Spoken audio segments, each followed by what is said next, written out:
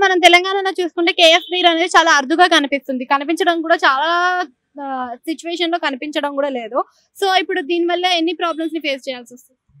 Problems అంటే ఇంకా మందు బాబులకి ప్రాబ్లమ్స్ వస్తాయి అంతే. ఇంకేముందో కేఎఫ్ దొరకకపోతే చాలా ఇబ్బందిగా ఉంటది.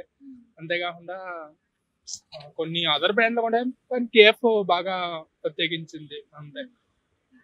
అయితే ఇప్పుడు అదే విధంగా చూసుకుంటేనే మనకి ఏపీలో బ్యాండ్ అయిన ఏదైతే మనకి బ్రాండ్స్ ఉన్నాయో ఆ బ్యాన్ అయిన బ్రాండ్స్ అన్ని కూడా ఇక్కడ తెలంగాణలో తేయడం జరుగుతుంది. బూమ్ బూమ్ కానీ, బిర్యానీ మందు కానీ ఇట్లాంటివి తీసుకోవడానికి జరుగుతుంది కదా.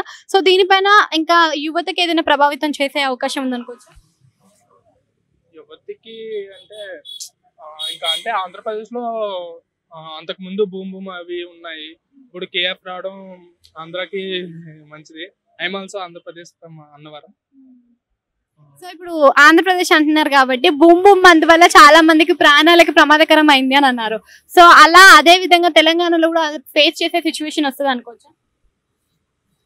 ఏమోండి మరి తెలీదు బూమ్ బూమ్ అది ఎలా ఉంటుందో అని.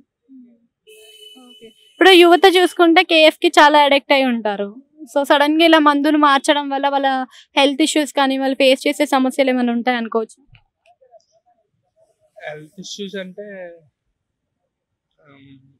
అంటే ఉండొచ్చండి.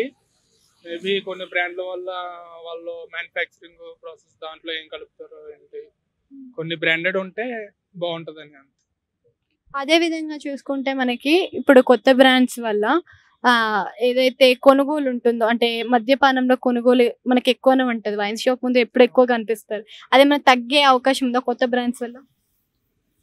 కొత్త బ్రాండ్స్ వల్ల అంటే ఎవరో ఏది నచ్చితే ఇంకా అది తీసుకుంటారో, ఎవరు దేనికి అడిక్ట్ అవుతే అది ఆ బ్రాండ్స్ పర్చేస్ చేస్తారు.